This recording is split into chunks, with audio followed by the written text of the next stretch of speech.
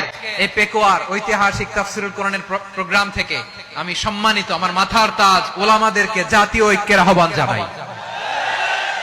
পেকুয়ার এই ঐতিহাসিক তাফসীরুল কোরআনের প্রোগ্রাম থেকে আমি আমার সম্মানিত রাজনৈতিক ব্যক্তিবর্গদেরকে জাতীয় ঐক্যের আহ্বান জানাই। অনেক হয়েছে আন্না, আধিপত্যবাদকে রুখে দিতে হলে, বাংলাদেশের বিরুদ্ধে যে কোনো ধরনের ষড়যন্ত্রকে রুখে দিতে হলে জাতীয় ঐক্যের কোনো বিকল্প নাই। চিল্লায় বলো ঠিক কিনা?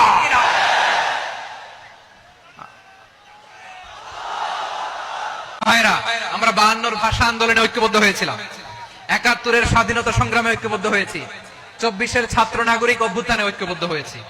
জাতীয় ঐক্যের এই 3 শক্তিশালী উদাহরণ আমাদের সামনে আছে। আমরা আগামীর বাংলাদেশ বিনির্মাণেও এভাবে জাতীয় ঐক্য করতে চাই। চিল্লায় বলেন ঠিক কিনা?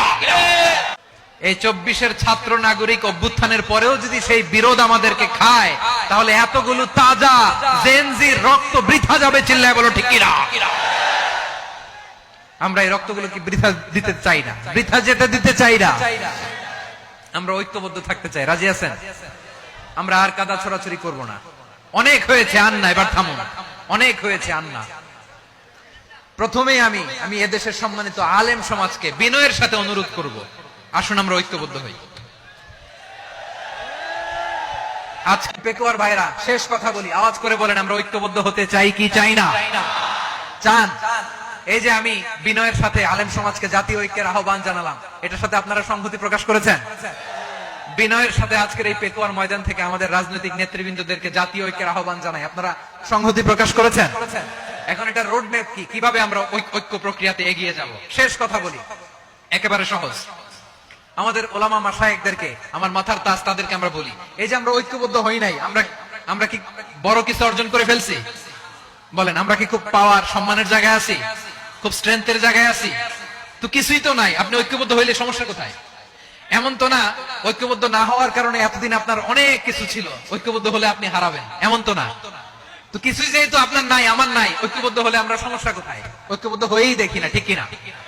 ঐক্যবদ্ধ হওয়ার দুইটা ওয়ে। রাজনৈতিক ঐক্য কিভাবে হবে? রাজনৈতিক সম্মানিত নেতারা ঠিক করবেন। আলেমরা কিভাবে ঐক্যবদ্ধ হবেন? শেষ কথা বলে শেষ করছি, খুব গুরুত্বপূর্ণ। This is the punching line. এদিকে তাকান।